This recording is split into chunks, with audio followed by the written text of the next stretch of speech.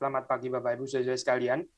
Hari ini menurut kalender gereja ini adalah minggu ke-6 setelah Trinity Sunday dan kita akan merenungkan satu bagian yang berkaitan dengan kalender gereja hari ini, yaitu diambil dari Yesaya pasal yang ke-43 ya. Yesaya 43. Harusnya ini juga adalah ini ya, menyambung dari votum yang tadi kita dengar. Tapi kita membaca keseluruhan perikop yaitu 1 sampai 7 ya, 1 sampai 7. Mari kita membaca Yesaya 43 ayat 1 sampai dengan 7. Saya akan bacakan. Tetapi sekarang beginilah firman Tuhan yang menciptakan engkau hai Yakub, yang membentuk engkau hai Israel. Janganlah takut sebab aku telah menebus engkau. Aku telah memanggil engkau dengan namamu. Engkau ini kepunyaanku. Apabila engkau menyeberang melalui air, aku akan menyertai engkau. Atau melalui sungai-sungai, engkau tidak akan dihanyutkan. Apabila engkau berjalan melalui api, engkau tidak akan dihanguskan. Dan nyala api tidak akan membakar engkau. Sebab akulah Tuhan Allahmu yang Maha Kudus Allah Israel, juru selamatmu. Aku menebus engkau dengan Mesir dan memberikan Ethiopia dan Sheba sebagai gantimu.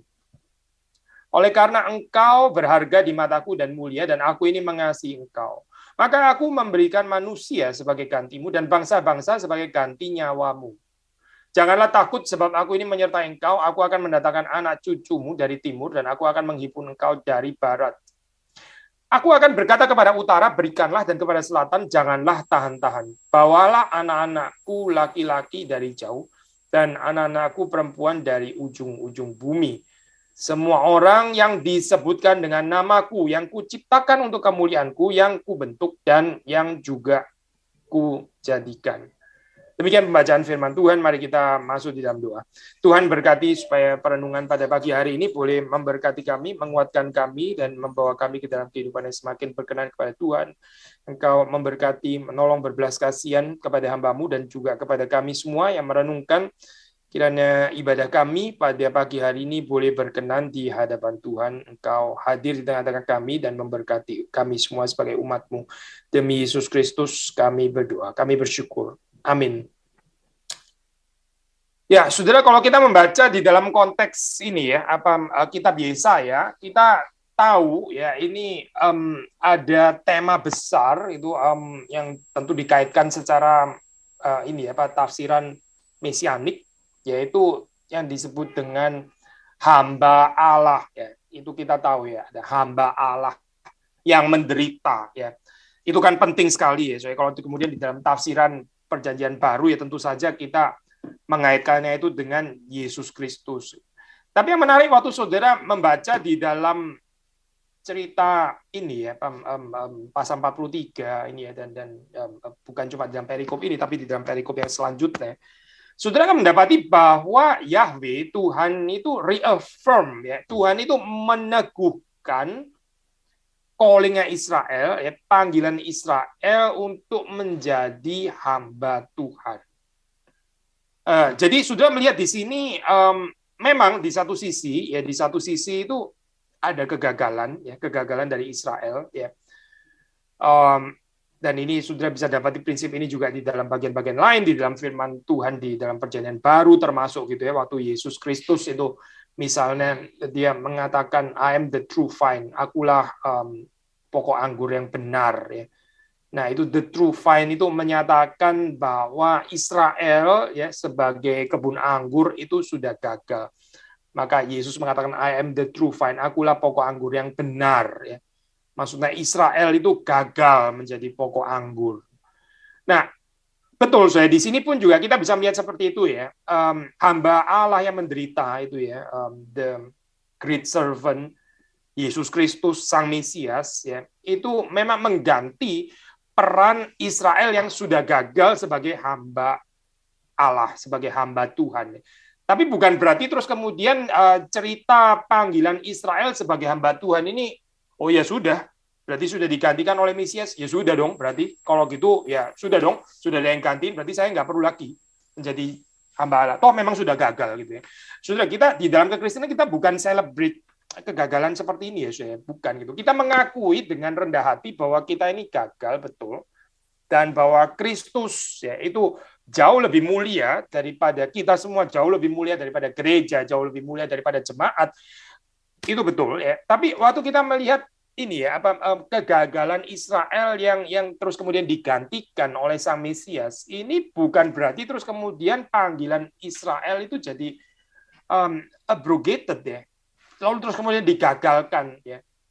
Ini bukan berarti karena ada yang disebut hamba Allah yang menderita, ini terus kemudian lalu Israel perannya sebagai hamba Allah terus kemudian jadi dibubarkan begitu saja. Tidak, tapi ini di reaffirm ya, sudah bisa membaca di dalam bagian ini. Sebetulnya kalau sudah meneruskan di dalam pasal 43 ya, ini kan pasal 43 kan cukup panjang ya, maksudnya bukan hanya sampai kepada perikop yang kita baca saja, tapi bisa di dalam ayat-ayat yang lain. Itu sebenarnya sudah mendapati ada kalimat-kalimat ya, kalimat-kalimat encouragement yang diberikan oleh Tuhan untuk mengencourage, untuk mendorong, reaffirm ya, panggilan Israel sebagai hamba Tuhan. Meskipun ada kegagalan. Jadi kita melihat di dalam kehidupan Kristen itu apa sih? Bukan di dalam satu kehidupan yang perfect, yang terus kemudian jarang banget gagal gitu ya. Bukan sih, tapi despite adanya kegagalan yang terjadi, kita bisa melihat bagaimana pekerjaan Tuhan itu terus berjalan ya di dalam Kristus ya, hambanya yang nggak pernah gagal itu. Tapi ini seharusnya terus kemudian mengencourage, menguatkan kita untuk kembali menjalankan peran yang tadinya gagal itu. Sekali lagi ya, saya di dalam Kristus kita melihat kegagalan kita betul ya, tapi di dalam Kristus juga kita mendapatkan encouragement kita untuk kembali melakukan atau menjalankan panggilan yang memang sudah diberikan Tuhan kepada kita ya, despite kegagalan itu. Tapi Tuhan mau reaffirm di dalam kehidupan kita ya. Nah, kalimat apa sih yang kita baca misalnya di dalam bagian perikop ini ya, kalimat yang tadi kita bilang statement of encouragement ya. Nah, saudara bisa membaca di dalam ayat yang pertama, di situ dikatakan, tetapi sekarang beginilah firman Tuhan, maksudnya ayat kedua ya, 1b maksud saya, bukan di bagian yang atas, tapi bagian yang bawah. Kan sekarang beginilah firman Tuhan yang menciptakan engkau, hai Yakub, yang membentuk engkau, hai Israel, janganlah takut, sebab aku telah menebus engkau. Janganlah takut, sebab aku telah menebus engkau. Nah, nanti kalau sudah baca di dalam bagian yang lain ini, tadi kita nggak baca, tapi dalam ayat ke-10, di situ ada another statement of encouragement, ya. Ayat 10, kamu inilah saksi-saksiku, ya, demikian firman Tuhan. Dan hambaku yang telah kupilih, supaya kamu tahu dan percaya kepadaku, dan mengerti bahwa aku tetap Dia. Ya, sudah melihat di sini dalam ayat ke-10, ini bukan bagian daripada perikop yang kita bahas, tapi sudah melihat di sini, di-affirmkan ya, panggilan Israel tetap sebagai hamba Tuhan. Ada hamba yang khusus, yang partikular, yang menunjuk kepada Sang Mesias, ya, Yesus Kristus, tapi sekali lagi ini tidak membubarkan panggilan Israel sebagai hamba Tuhan. Fear not, jangan takut. Ya, ini berarti satu kalimat. Tuhan itu waktu address ya, itu Tuhan tuh nggak pernah salah address gitu. Saudara dan saya bisa address keliru gitu ya. Kita bisa hopefully sih nggak sering-sering keliru. Gitu. Tapi kita kadang-kadang menghibur orang, kita bisa keliru. Kita bisa salah mengerti pertanyaan. Kita bisa nggak terlalu ngerti konteks ya, sehingga kalimat yang dikatakan terus akhirnya nggak betul-betul mengena gitu ya. Mungkin saja seperti itu ya. Tapi Tuhan waktu berkata-kata ya melalui nabi yang diutus, itu dia itu nggak pernah keliru sih. Waktu Tuhan mengatakan fear not, jangan takut, itu berarti memang ada banyak orang ketakutan. Fear not ini apa sih? Kalau sudah melihat di dalam konteksnya gitu ya, ini ya sudah melihat di dalam ayat ini muncul motif yang sebelumnya just shortly before gitu ya di atas ya, itu sebetulnya motif yang sama tapi dipakai di dalam pengertian yang negatif, kalau nggak mau dibilang sangat negatif ya. Coba kita baca ya, di bagian atas ya, di dalam pasal 42 ayat 25 ya. Saya baca ya. Maka ia, ya ini Tuhan maksudnya, Tuhan telah menumpahkan kepadanya kepanasan amarahnya dan peperangan yang hebat, yang menghanguskan dia dari sekeliling, tetapi ia tidak menginsafinya, dan yang membakar dia, tetapi ia tidak memperhatikannya. Menakutkan kan ya ayat ini, menghanguskan, membakar. Tapi terus kemudian waktu kita membaca di dalam ayat yang kedua, ya bagian yang B, apabila engkau berjalan melalui api, engkau tidak akan dihanguskan, dan nyala api tidak akan membakar engkau. Saudara mungkin bertanya, loh kok kontradiktif ya ini kok siapa? Barusan ngomong di ayat di atas katanya menghanguskan dan membakar gitu. Terus di sini dibilang lagi tidak membakar, tidak akan menghanguskan. Sebetulnya menghanguskan atau enggak menghanguskan gitu ya. Kalau biasanya kalau dari ini penyelidikan orang-orang yang liberal ya, mereka kan makanya ini source-nya lain gitu ya, 42 itu source ini, 43 itu lain, ini penulisnya sudah lain, buktinya ada kontradiksi seperti ini dan seterusnya. Tapi sebetulnya the fact bahwa ini menjadi satu kanonisasi ya yang utuh yang dipimpin oleh Roh Kudus ya, entah dengan atau tanpa redaktor gitu ya, termasuk dengan redaktor pun juga nggak masalah gitu. Yang pasti ini kan menjadi satu kesatuan kitab kan ya. Katakanlah kalau ada redaktor terakhir itu saya nggak mungkin nggak tahu bahwa ini 42 dan 43 ini ada tension sebetulnya.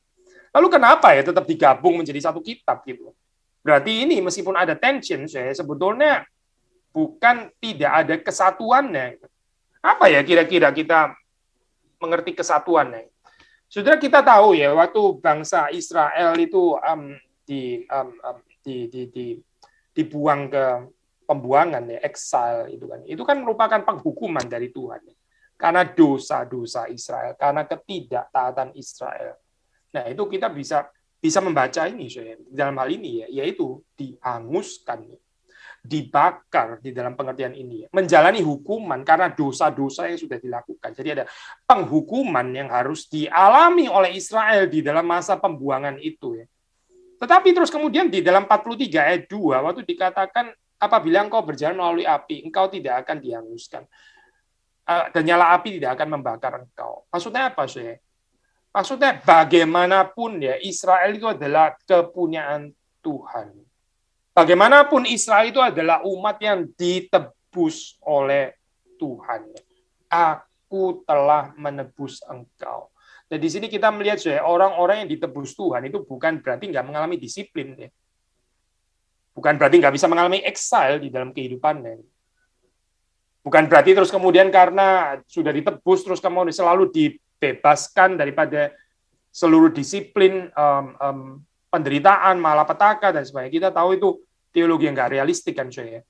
Tapi di sisi yang lain, saya, kita juga jangan jatuh kepada spiritualitas yang seperti terus kemudian kayak menjadi mempermuliakan pembuangan itu sendiri ya. Mempermuliakan penolakan, mempermuliakan kegagalan, dan ya nggak mungkin kan saya seperti ini kan. Bagaimanapun di dalam 43 ayat 2 ini dikatakan bahwa ya janji Tuhan ya. Sekalipun engkau berjalan melalui api, dan indeed berjalan melalui api, betul itu. Betul-betul melalui api gitu. Pembuangan itu kan berjalan melalui api, saya. Engkau tidak akan dihanguskan. Nyala api tidak akan membakar engkau. Maksudnya Israel tidak akan dikonsum ya. Allah itu adalah api yang menghanguskan, kan betul kan ya. Tapi Israel itu nggak akan dikonsum. Nah ini mirip seperti kayak cerita Musa itu ya. Cerita Musa waktu dipanggil itu dia Tuhan sendiri tampil ya di semak belukar, tapi semak belukar itu tidak dikonsum ya. Nah ini berarti bicara tentang God's gracious presence ya. Sulit kita mengerti ayat ini artinya apa ya, tidak dikonsum gitu. Kalau kita nggak mengerti Allah itu sebetulnya adalah api yang konsum. Allah itu adalah api yang menghanguskan.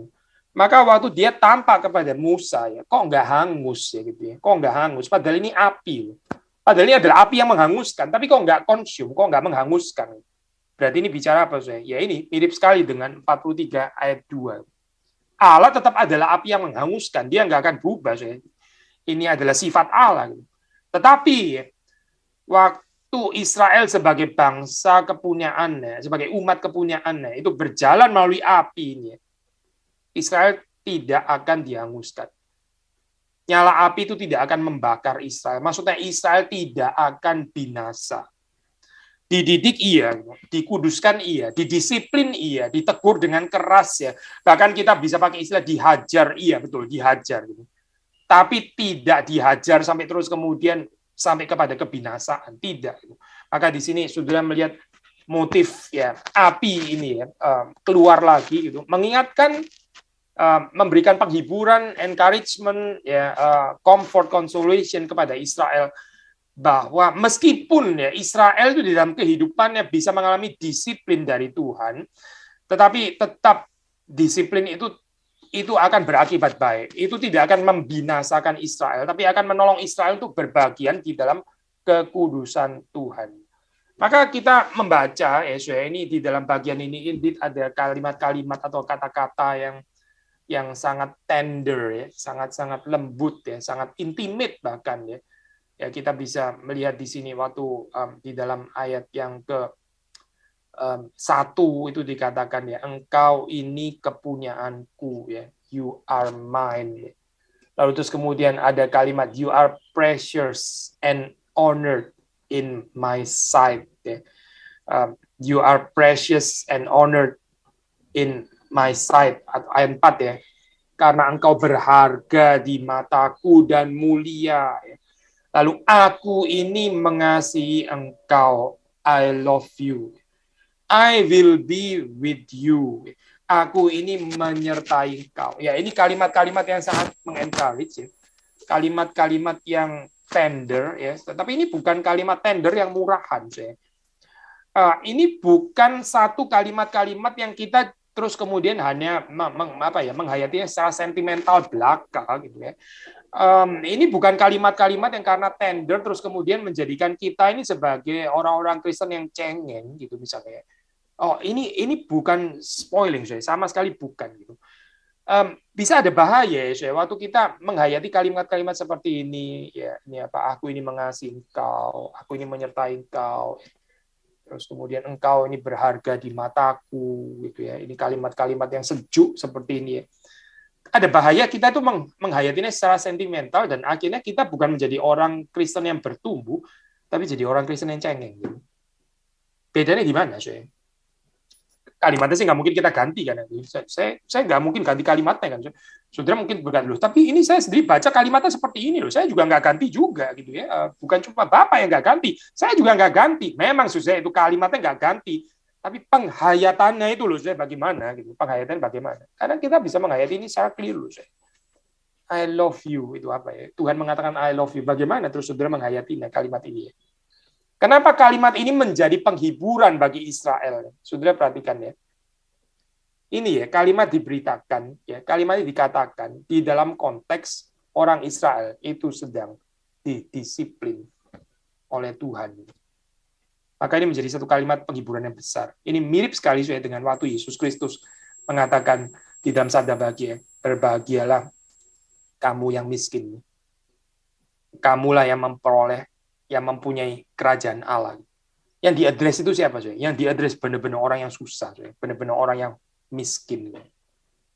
Lain ya, waktu mengatakan kalimat ini, ya orang itu lagi di atas, ya terus kemudian dia menghayatinya secara cengeng gitu. Menghayatinya secara narsisistik ya. Berbeda sekali dengan orang yang sedang menjalani disiplin Tuhan. Waktu sedang diproses, digodok itu ya. Proses ini ya, apa itu dimurnikan ya oleh api. Ya di dalam satu pengalaman yang painful ya sebetulnya itu painful ya, yang sakit. Tetapi di dalam keadaan seperti ini terus kemudian Tuhan itu mengatakan kalimat-kalimat penghiburan seperti ini. Engkau berharga di mataku. Aku ini mengasihi engkau. Aku menyertai engkau. Dan seterusnya. Jadi kalimat-kalimat ini menjadi kalimat yang tender. Ya. Kalimat yang tender itu adalah kalimat yang benar-benar valuable, berharga, tepat. Kapan saya dikatakan? Ya. Justru dikatakan waktu umat Tuhan ini sedang didisiplin oleh Tuhan. Orang yang sedang didisiplin oleh Tuhan, orang yang sedang dibentuk oleh Tuhan, yang sedang dikuduskan oleh Tuhan di dalam satu proses yang tidak gampang, itu membutuhkan kalimat-kalimat yang tender seperti ini. Karena apa, ya karena Yahweh sudah menyatakan murkanya. ada murka yang dinyatakan, ya, ada kalimat-kalimat yang membalut. Tuhan itu adalah Tuhan yang memukul. Dia juga sekaligus adalah Tuhan yang membalut. Ya. Dan kapan balutan itu diberikan gitu? Kapan gitu ya? Paling tepat kapan? Ya untuk orang yang sedang dipukul, yang dipukul terus kemudian dibalut. Ini indah ya, Jadi ini bukan kalimat-kalimat tender yang membuat orang Kristen itu lalu terus kemudian menjadi cengeng, karena seperti sudah tahu ya. Betul, ada orang yang menghayati secara cengeng, narsisistik, selfish ya, dan seterusnya gitu ya. Aku ini biji mata Allah gitu misalnya kan ya. Ya sudah bisa terus sendiri kira-kira kemana gitu. Aku biji mata Allah gitu. Orang mengganggu saya sama dengan mengganggu Tuhan. Wah, ini kacau jadi penghayatan seperti ini gitu ya. Nggak sedang didisiplin ya, nggak sedang bukan di dalam konteks yang memerlukan balutan Tuhan, tapi dipakai untuk feeding one's own ego, untuk memberi makan ego sendiri. Lalu pakai kalimat-kalimat seperti ini, Tuhan mencintai saya ini biji mata Tuhan dan sebagainya. Itu jauh sekali ya, dengan Yesaya pasal ke-43. Dan bukan cuma ini ya, bukan cuma bicara tentang api ya, Allah sendiri adalah api yang menghanguskan, tapi juga bicara tentang waters ya di sini ya, waters, the deep waters ya. Ini chaotic power ya. Pakai bahasa ciptaan kan ya. Bukan kebetulan di sini pakai bahasa ciptaan terus kemudian muncul air kan ya. Karena ya saudara membaca dalam ayat 1 ya, itu kan permulaan kalimatnya dikatakan, tetapi sekarang beginilah firman Tuhan yang menciptakan engkau hai Yakub, yang membentuk engkau hai Israel. Tuhan tuh membentuk alam semesta ya. Tuhan tuh menciptakan alam semesta, betul. Sudah bisa baca itu di dalam Genesis pasal yang pertama gitu ya. Dan seterusnya. Tuhan yang menciptakan, betul itu. Tuhan menciptakan langit dan bumi ya. Tapi Tuhan juga yang menciptakan Israel. Sudah bisa baca itu mulai Genesis pasal yang ke-12 ya. Penciptaan Israel ya, itu sebetulnya yang ditekankan di sini ya. Jadi ini sesuatu yang khusus ya. Tuhan tuh menciptakan secara universal, itu satu hal ya. Penciptaan Tuhan universal, tapi umat Tuhan yang diciptakan juga oleh Allah. Nah, ini harusnya kita mengertinya itu berbeda. Sama seperti waktu kita pernah membahas ini, Syekh. Kita mengerti Allah itu maha hadir secara universal itu one thing, Syekh. Allah maha hadir. Iya, Allah maha hadir. Tahu nggak Allah maha hadir? Ya tahu, Tuhan itu memang maha hadir. Kalau dia nggak maha hadir, ya dia bukan Allah dong, gitu kan ya. Ya Allah maha hadir, itu bicara tentang kemahahadiran Allah secara universal. Tapi kita juga bisa bicara kehadiran Allah di tengah-tengah umat. Kehadiran Allah yang khusus waktu kita datang ke gereja. Nah, ini sesuatu yang dihayati secara berbeda. Ini lebih khusus ya, ini menyatakan adanya relasi. Dan nggak bisa kita bilang di dalam, ya pastilah Tuhan pasti hadir juga. Apakah Tuhan hadir di sanctuary? Ya hadir ya, dia maha hadir, ya pasti sanctuary hadir. Dia di God selokan aja dia hadir kok. Dia apalagi di sanctuary, dia di sanctuary juga pasti hadir. Salah, soalnya kalau kita jawab seperti ini ya salah gitu. Ini nggak ngomongin kemahadiran Allah secara universal, nggak tepat ya. Membicarakan kehadiran Allah yang khusus di sanctuary, nah itu nggak tepat kalau kita pakai kategori universalitas kehadiran Allah. Maka sama ya di sini ya, prinsip yang sama ya. Membicarakan Allah menciptakan langit dan bumi itu satu hal, itu universal, gitu. General, itu bicara yang general.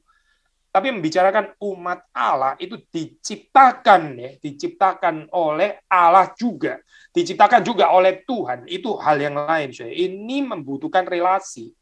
Tapi kalau kita membicarakan tentang penciptaan Allah secara universal, ya nggak membutuhkan relasi, tidak. Gitu.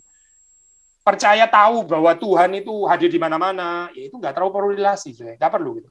Tapi Tuhan hadir di dalam kehidupan saudara dan saya. Nah, ini perlu relasi, yang ini perlu relasi. Tanpa relasi kita nggak bisa menghayati ini, Nah, maka waktu di sini, Tuhan itu mengatakan, ya, aku ya yang menciptakan engkau, Yakub, yang membentuk engkau, hai Israel. Itu mau mengatakan apa, Ya, bukan hanya cerita universal Tuhan itu berperang melawan chaotic power, the water itu ya, di dalam, saudara tahu di dalam cerita penciptaan kan memang benar-benar dipisahkan kan ya. Air ya, the deep water, the deep itu kan dipisahkan ya, dipisahkan, ada kering, ya ada lautan, chaotic power itu gitu ya.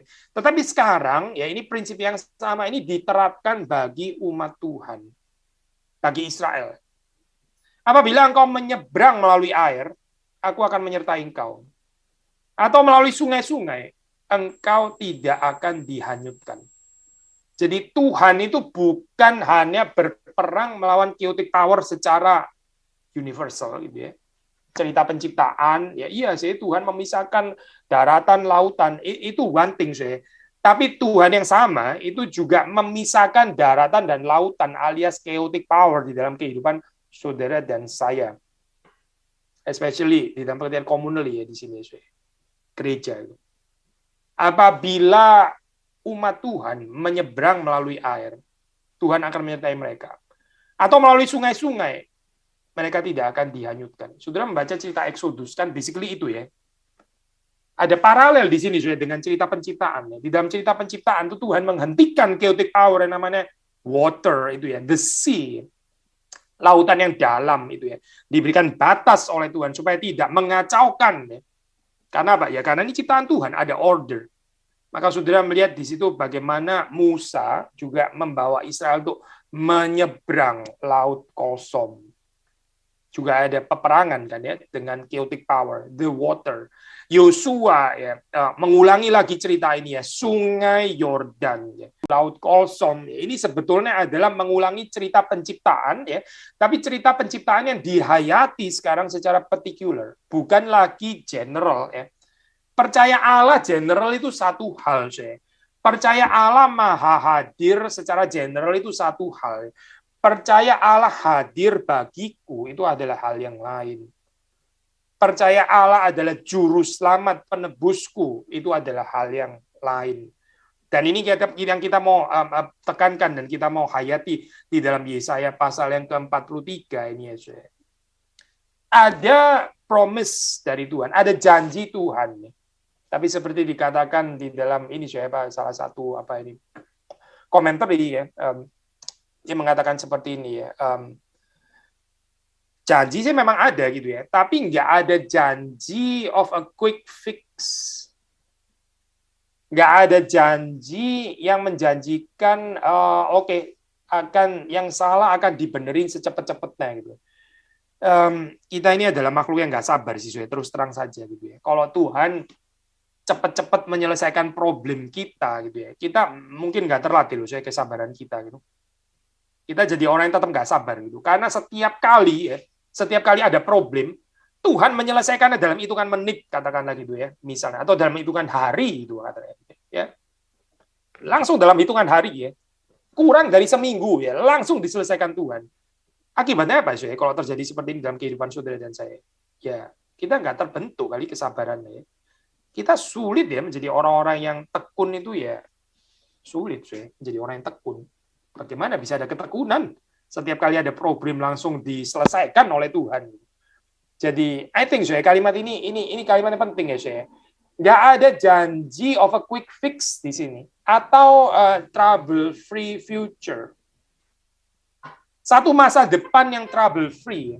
Satu masa depan yang nggak ada nggak ada persoalan.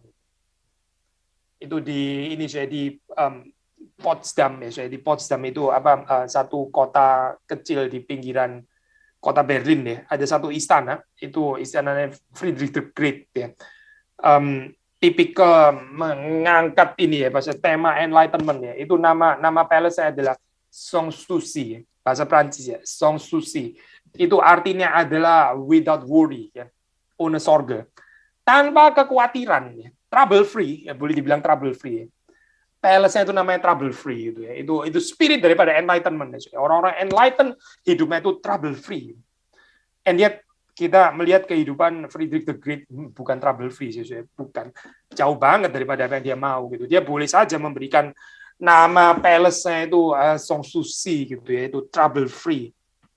Without worry ya, silakan gitu, tapi di dalam kehidupan nggak mungkin saya ada kehidupan yang tanpa kekhawatiran sama sekali itu ya, atau trouble free lebih tepatnya ini ya, nggak ada itu satu kehidupan yang nggak realistik, yang nggak mungkin ada gitu.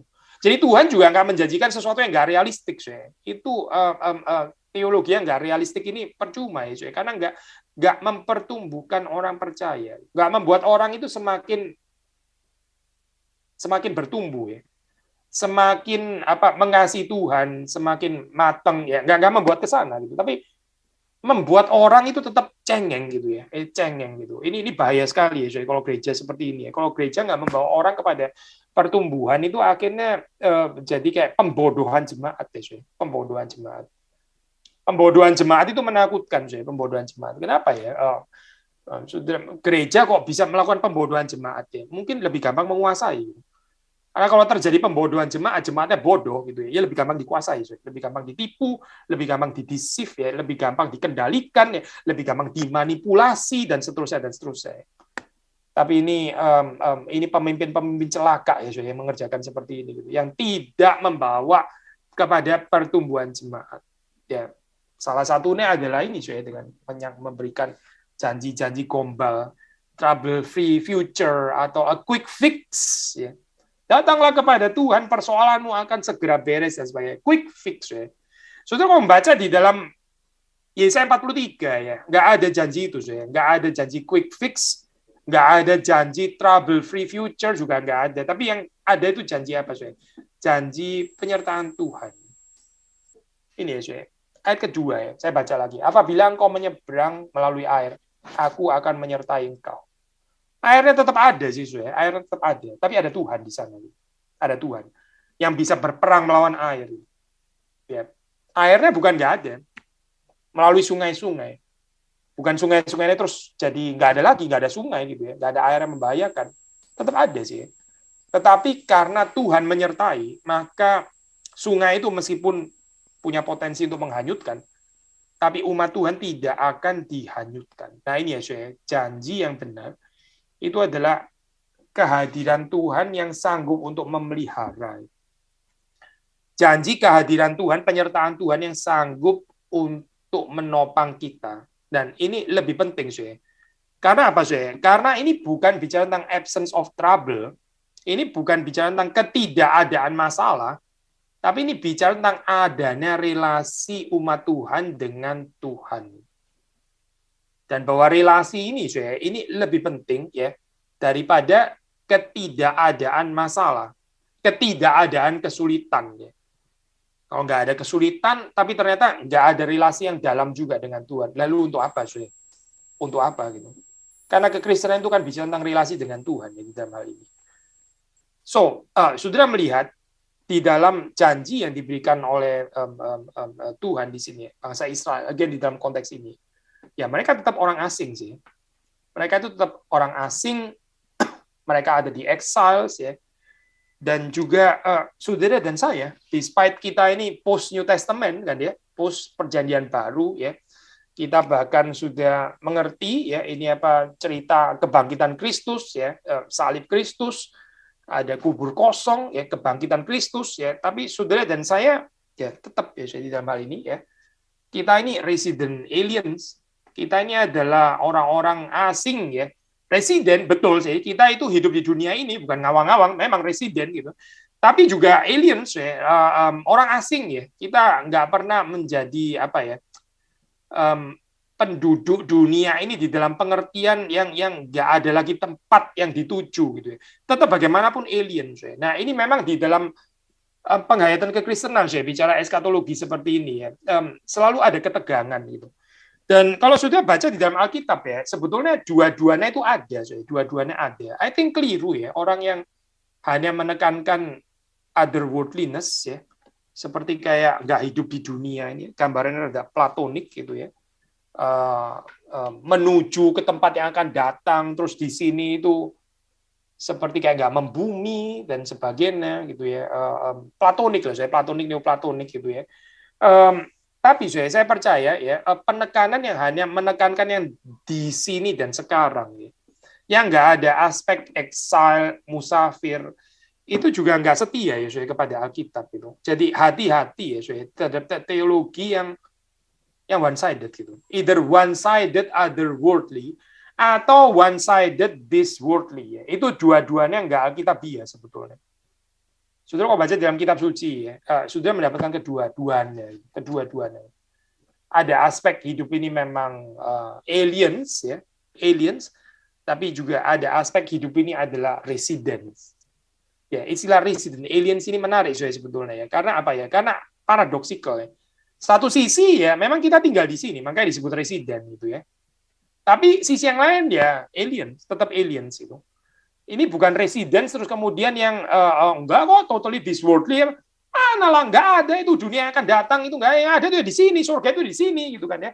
Penekanan itu semuanya di sini dan sekarang gitu misalnya ya. Karena sangat anti terhadap eskatologi yang cenderung neoplatonis atau platonis itu ya. Terus kemudian menekankan kekinian dan kesekarangan. I think ada sesuatu yang hilang di sini ya, saya. Dan ya karena itu kita perlu seimbang, saya. Kita perlu ambil dua-duanya gitu. Kita ya sekalipun kita sudah mengerti tentang kuasa kebangkitan Kristus, ya Kristus yang sudah bangkit dan sebagainya, tetap ya dalam hal ini kita itu berada di dalam dunia yang Calvin sendiri pakai istilah ini pembuangan sebetulnya.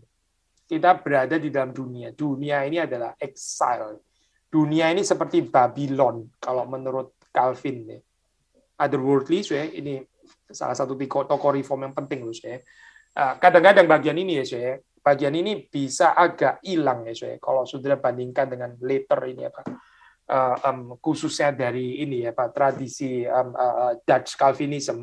Meskipun waktu saudara menyelidiki lebih dalam, tentu saja kita percaya pasti mereka bukan nggak ada sama sekali ya aspek otherworldly. Tapi kalau kita penekanannya keliru itu ya, terus kemudian jadi one-sided penekanan this worldliness dan seterusnya. I think ada yang kurang di dalam bagian ini karena Alkitab sekali lagi itu mengajarkan kedua-duanya both bertanggung jawab hidup di sini ya betul itu resident, tapi sisi yang lain juga adalah aliens. Kita ini berada di dalam dunia yang hostile gitu. Dunia yang nggak bersahabat gitu. Dan ini bukan victim mentality ya ya memang kenyataannya seperti itu. Justru kalau kita nggak dibenci oleh dunia, spiritualitas kita itu pasti keliru pasti keliru.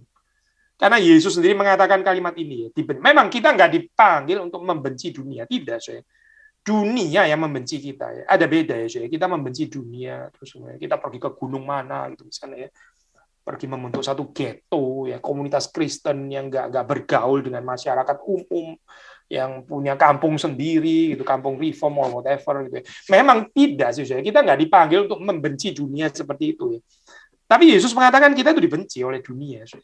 Jadi dunia ini akan hostile ya terhadap orang-orang percaya, terhadap covenantal people. Dunia itu akan hostile. Kalau nggak hostile ya ada yang salah di dalam kehidupan kita ya. Kalau kita malah enggak itu kayaknya mereka enggak hostile, mereka kok seneng ya. Saya disukai oleh dunia. Wah, ini bahaya ya dalam keadaan seperti ini. Karena aspek alien itu jadi kurang gitu ya. Seberapa dalamnya pun ya, seberapa masuknya pun ya kita kepada kehidupannya di sini dan sekarang ya.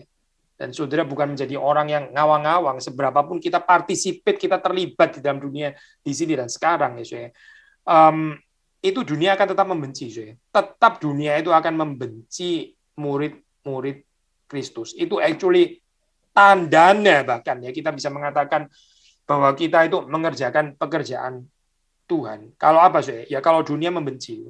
Lihatlah kehidupan Kristus ya, Kristus itu selalu melakukan apa yang baik. Waktu dia berada dalam dunia, dia tidak pernah melakukan apa yang jahat. Dia melakukan selalu apa yang baik, yang memberkati. Tapi dunia membenci Kristus. Lalu kalau kita adalah murid-murid, ya apa yang akan lebih daripada itu kan? Kita akan mengalami yang sama seperti yang dialami oleh Tuhan kita. Jadi sekali lagi ya, kita hidup di dalam hostile world seperti ini ya. Dan janji Tuhan itu apa sih? Janji Tuhan itu dia akan menyertai kita. Dia tidak akan meninggalkan kita. Dia akan membawa kita pulang. Ada gerakan homecoming. To certain extent, to certain extent itu kita perlu menghayati ketidakkerasanan kita di dunia yang sekarang ini, Dan ini bukan platonis neoplatonis ya, bukan itu. Jangan dianggap everything yang otherworldly, everything yang membicarakan dunia sekarang ini exile gitu ya, itu sebetulnya kurang reform gitu misalnya ya. Itu kurang menyanyi This is my father's world gitu ya, kurang di sini dan sekarang gitu.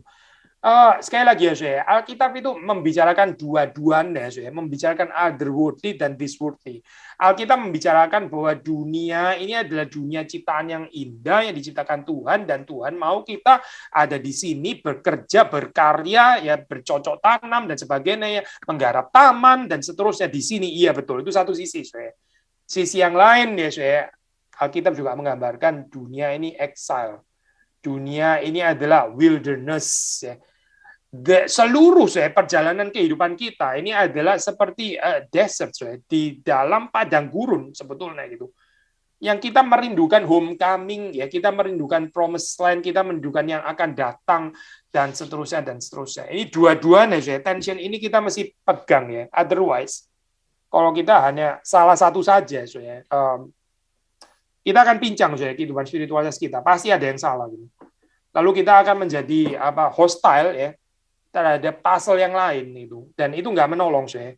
Teologi yang one sided ini sebetulnya nggak menolong gitu ya. Dan kalau boleh saya menekankan hari ini ya, saya, kalau kita mengikuti Yesaya 43, memang kita sedang tekankan di sini justru adalah gambaran yang exile, justru gambaran yang exile.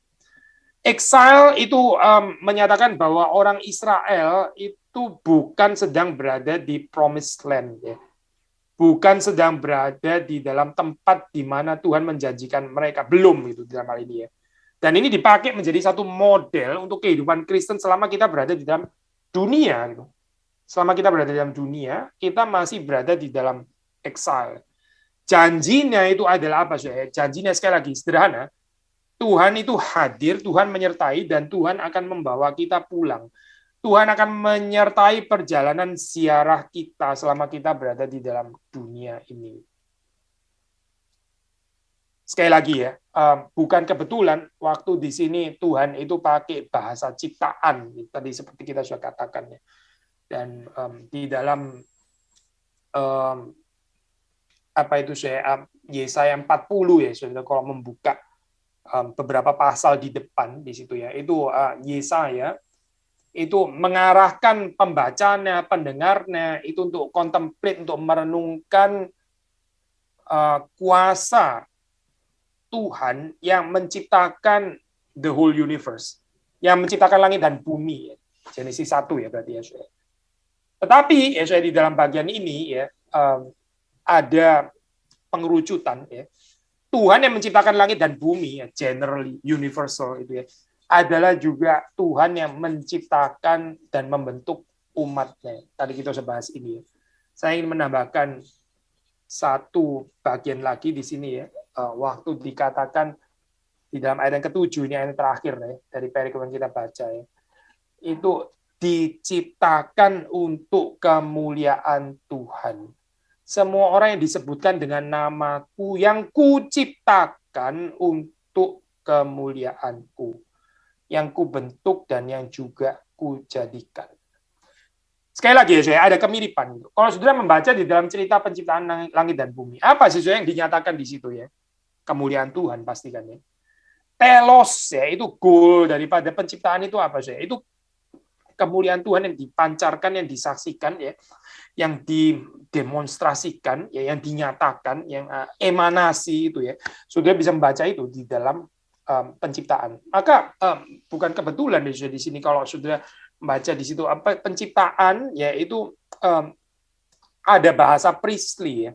Bahasa priestly language dengan penekanan cultic ya, dengan penekanan bahasa-bahasa yang membawa orang itu kepada ibadah. Jadi ciptaan itu bukan berhenti pada dirinya sendiri terus kemudian ya manusia diciptakan di situ, silakan menikmati ciptaan Tuhan yang indah gitu ya. Itu seharusnya membawa manusia untuk melihat vision of the glory of God. Orang yang sungguh-sungguh mengerti ciptaan Tuhan, itu beribadah kepada Tuhan. Karena di dalam ciptaan, yang dipancarkan itu adalah kemuliaan Tuhan. Dan orang yang melihat kemuliaan Tuhan, itu akan dibawa kepada sikap beribadah. Orang yang nggak beribadah kepada Tuhan, itu nggak melihat kemuliaan Tuhan, sebetulnya. Dan orang yang nggak melihat kemuliaan Tuhan, ya berarti dia gagal observe ciptaan. Gitu. Dia gagal berurusan dengan ciptaan. Ada orang berurusan dengan ciptaan, dia hatinya menjadi serakah misalnya, ya berarti dia nggak melihat kemuliaan Tuhan. Waktu dia melihat ciptaan, dia melihat potensi ini saya bisa mengeruk kekayaan berdasarkan pohon-pohon ini atau berdasarkan apa gitu ya, atau berdasarkan tambang ini dan sebagainya. Jadi dia nggak melihat ciptaan Tuhan, dia melihat itu adalah bagaimana dia bisa mendapatkan kekayaan lebih dengan observasi ciptaan itu. Gitu. Tapi ini to be fair bukan cuma terjadi kerusakan seperti ini, bukan cuma terjadi pada pedagang-pedagang atau businessman atau businesswoman atau apa sih, juga bisa terjadi pada saintis, bisa. Waktu saintis melihat ciptaan Tuhan dan nggak berjumpa ya dan nggak memahami kemuliaan Tuhan, ya akhirnya terus kemudian bukan menjadi saintis yang beribadah kepada Tuhan, tapi menjadi saintis yang sok tahu, yang arogans ya, akhirnya membawa kepada agama saintisme dan seterusnya dan seterusnya. Mengapa sih? Ya karena nggak melihat kemuliaan Tuhan. Nah sekali lagi ya sih. Jadi ini poin secara general, secara universal. Tuhan itu menciptakan dan di dalam ciptaannya itu memamerkan kemuliaannya. Maka ya sih. Sekarang di dalam pengertian yang partikular ini sih, mengerucut ya. Tuhan itu menciptakan umatnya. Itu untuk apa sih? Telosnya apa? Diciptakan untuk apa? Sama sih, sama seperti penciptaan Tuhan yang general universal tadi ya. Telosnya itu adalah kemuliaan Tuhan. Maka ya benar juga dan harus juga benar waktu mengatakan umat Tuhan itu diciptakan untuk kemuliaan Tuhan. Saudara, kalau kita hanya bisa mengatakan aspek secara general ya, universal, tapi kita nggak bisa menghayatinya secara particular, I think kita nggak mengerti loh, saya. Kita nggak mengerti. Sekali lagi ya, saya ulang tadi ya, ilustrasi. Kalau kita hanya percaya, ya Allah itu maha hadir. Allah hadir di mana-mana. Di mana-mana ada Allah. Tapi kita nggak bisa mengerti apa artinya Allah itu hadir secara khusus di tengah-tengah umatnya. Allah itu hadir secara khusus di sanctuary. Kalau ini kita nggak mengerti ya, saya. Ya berarti kita gagal, saya, menghayati dari yang universal kepada yang particular ini. Sama ya, kita bisa mengatakan, oh ya Tuhan itu menciptakan, itu tuh kemuliaan Tuhan, kemuliaan Tuhan sedang dipamerkan di sana gitu. Tapi kita sendiri nggak bisa melihat bahwa kita ini, saudara dan saya, jemaat ya, umat Allah itu diciptakan juga untuk kemuliaan Tuhan, yang seharusnya terpancar, yang seharusnya didemonstrasikan di dalam kehidupan jemaat itu apa sih? Tidak lain tidak bukan adalah kemuliaan Tuhan sendiri. Sedang secara universal yang sebesar itu saja ya, itu kemuliaan Tuhan yang dinyatakan. Ini kalau boleh pakai argumentasi memang kita bisa dari beberapa angle ya. Tapi yang pertama dari argumentasi from greater to lesser ya. Kalau yang besar saja itu nggak gagal memancarkan kemuliaan Tuhan, apalagi ya untuk umatnya yang secara apa ini ya, volume ciptaan ya, nggak lebih besar daripada langit dan bumi kan. Maka ini juga harusnya adalah untuk kemuliaan Tuhan. Dan tentu saja kita bisa pakai argumentasi yang lain ya. Argumentasi bukan from greater to lesser, tapi from the less important to the more important. Ya. Langit dan bumi ini memang besar saja, tetapi nggak as important seperti manusia ya. Ya adalah bagian daripada ciptaan itu. Nggak as important seperti umat Allah. Ya. Kalau ya ciptaan yang lebih rendah ini ya, yang let's say less important pakai tanda kutip lah ya, supaya sudah nggak usah terganggu dengan istilah itu. Yang nggak sepenting manusia saja itu bisa memancarkan kemuliaan Tuhan, apalagi umat Tuhan itu harusnya nggak boleh gagal ya, memancarkan kemuliaan Tuhan. Saudara, bahkan waktu kita membaca ya di dalam konteks Yesaya gitu ya, itu kemuliaan Tuhan itu dipancarkan bahkan melalui pemimpin seperti Kores ya, seperti Kores. Ini kan pemimpin bangsa kafir ya sebetulnya gitu kan. Gentiles kan, ini pemimpin Gentiles. Tapi kemuliaan Tuhan itu juga dipancarkan sampai di sana gitu. Karena apa sih? Karena dia berbagian ya di dalam cerita mengizinkan orang Israel itu membangun kembali sanctuary. Jadi sekali lagi ya, Saudara melihat di sini ya, fokusnya itu adalah penyembahan kepada Tuhan. Fokusnya itu adalah kemuliaan Tuhan, bukan berhenti pada keindahan ciptaan, bukan itu. Dan juga bukan berhenti kepada kebesaran umat Israel, bukan. Tapi ini harus kembali kepada kemuliaan Tuhan. Maka sekali lagi ya, Kores Kores ini kan bukan ini ya, bukan keturunan Daud, bukan keturunan Salomo ya. Ini bukan raja yang dijanjikan, bukan gitu. Tapi Kores itu kalau sudah membaca di dalam konteks Yesaya itu bisa disebut sebagai yang diurapi. Yang diurapi itu maksudnya Mesias ya sebetulnya gitu. Di dalam bahasa aslinya itu pakai istilah Mesias itu. Kenapa ya Kores kok bisa disebut Mesias itu? Kores kok bisa disebut sebagai yang diurapi gitu. Kores bisa menjadi tipologi bahkan ya untuk Kristus gitu. Ini kan lumayan sulit ya untuk mengerti ini ya. Kalau Daud, Musa, Yeremia, Yesaya, gitu, terus kemudian kita mengatakan, oh ini tipologi Kristus ya, mungkin kita masih gampang terima. Gitu. Ini Kores loh saya. Kores itu ternyata juga dipakai istilah Mesias itu, yang diurapi. Mengapa saya? Mengapa bisa sampai seluas ini ya? Gitu. Pakai istilah itu ya. Sekali lagi ya saya. Karena fokusnya itu tetap adalah kemuliaan Tuhan. As long as fokusnya itu adalah kemuliaan Tuhan ya. God and His glory ya, yang terus kemudian Kores itu berbagian ya untuk membangun mengizinkan orang Israel untuk membangun kembali ya ini bait suci, tempat di mana mereka beribadah itu. As long as ini adalah tujuannya itu kepada kemuliaan Tuhan. Itu kita bisa melihat orang-orang yang di-include itu saya bisa begitu luas ya. Bisa siapa saja saya. Cerita kerajaan Allah itu ya indeed itu lebih luas, lebih lebar ya, lebih universal ya, daripada cerita gereja. Gereja di dalam hal ini menjadi fokus itu ada betulnya ya, tetapi kerajaan Allah itu lebih luas ya. Seperti ini kalau sudah baca di dalam konteks Yesaya, ada orang seperti Kores ya yang disebut oleh Yesaya itu sebagai yang diurapi ya. Kores sebagai Mesias yang menunjuk kepada Yesus Kristus. Mengapa menunjuk kepada Yesus Kristus ya? Ya jelas, gambarannya itu jelas karena Yesus Kristus lah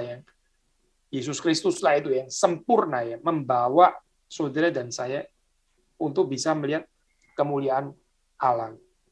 Di dalam pribadi Yesus Kristus ya, kita melihat kemuliaan Allah itu secara sempurna. Dan balik lagi ya saya kepada kalimat yang ada di dalam Yesaya 43 ini, ayat yang terakhir. Semua orang yang disebutkan dengan namaku, yang kuciptakan untuk kemuliaanku. Ya. Semua orang. Ada bahasa exchange di sini, kalau saudara melihat. Ini mungkin poinnya terakhir ya, saudara. Saudara melihat itu beberapa kali ya dikatakan di sini. Ayat 3 misalnya, aku menebus engkau dengan Mesir, memberikan Ethiopia dan Sheba sebagai gantimu. Ya. Terus kemudian ayat 4, oleh karena engkau berharga di mataku dan mulia dan aku ini mengasihi engkau, maka aku akan memberikan manusia sebagai gantimu. Ya. Bangsa-bangsa sebagai ganti nyawamu. Ada bahasa exchange ya, di sini. Apa sih artinya ini exchange ya? Sekali lagi ya. Kerajaan Allah itu luas gitu. Sebagai ganti ini maksudnya apa saudara? Orang-orang ini ya seharusnya tidak termasuk umat Allah ya, nggak termasuk Allah. Seperti Kores, harusnya juga nggak termasuk umat Allah kan ya. Ethiopia, Sheba ya, nggak termasuk umat Allah kan harusnya. Harusnya kan exclusively Israel gitu ya. Tapi dengan bahasa exchange ini ya. Exchange language ya, sebagai gantimu ya. In exchange. Ini berarti Tuhan itu terus menambahkan orang-orang ya. Kerajaan Allah itu akan semakin luas ya, dan orang-orang itu akan dipercayakan untuk ikut berbagian, berpartisipasi di dalam cerita kerajaan Allah. So, saudara melihat di dalam bagian ini ya, mulai dari satu kalimat jangan takut ya. Ini berarti untuk orang-orang yang ketakutan. Orang yang ketakutan itu biasanya ini ya, self-centered gitu ya. Orang-orang yang ketakutan itu melihat dirinya sendiri, kelompoknya sendiri, kebahayaannya sendiri, kesulitannya sendiri, penderitaannya sendiri, persoalannya sendiri dan sebagainya. Itu kan mulai dengan itu kan, dengan jangan takut gitu kan. Tapi ternyata diakhiri dengan visi yang luar biasa luas. Ada ganti, ada exchange yang diberikan kepada Israel sebagai ganti, in exchange. Sampai akhirnya di dalam ayat ke-7 dikatakan semua orang yang disebutkan dengan namaku. Semua orang ini mencakup siapa, Soe? Mencakup ya semuanya yang dikatakan di atas tadi ya, bukan cuma Israel, tapi juga yang dari utara, dari selatan, dari timur, dari barat ya, bangsa-bangsa yang lain dan seterusnya. Ini semua akan diserahkan. Jadi sekali lagi ya, Soe, dari gambaran kekhawatiran, ya, dari gambaran mungkin kepicikan juga gitu ya, kesempitan, terus kemudian diajak untuk melihat visi yang besarnya. Bukan hanya umat Allah, tapi masih ada bangsa-bangsa lain yang akan dipercayakan. Hopefully ini menjadi cerita kehidupan kita ya. Hopefully visi ini juga menjadi visi yang kita lihat, yang saudara dan saya lihat di dalam kehidupan berjemaat, khususnya di GRI Kelapa Gading. Tuhan memberkati kita semua. Mari kita masuk di jam 2. Tuhan, kami bersyukur untuk firman Tuhan. Kami berdoa supaya Tuhan menolong kami untuk bisa menghayatinya di dalam kehidupan kami, sehingga kami bukan lagi menjadi orang-orang yang dipenuhi dengan ketakutan, tapi kami boleh melihat Tuhan yang menyertai kami, Tuhan yang hadir di dalam kehadiran yang menopang, memelihara, menjaga kami. Dan bukan hanya itu, kami bahkan juga bisa melihat bahwa Tuhan akan mempercayakan lebih banyak orang, bangsa-bangsa, sebagai ganti, karena Engkau adalah Allah yang maha murah, Engkau adalah Allah yang pekerjaanmu, kerajaanmu itu luas adanya. Kami berdoa supaya Tuhan menolong kami untuk bisa memahaminya, mengertinya di dalam kehidupan kami, dan Tuhan memberkati perjalanan kehidupan jemaat. Demi Yesus Kristus kami berdoa, kami bersyukur. Amin.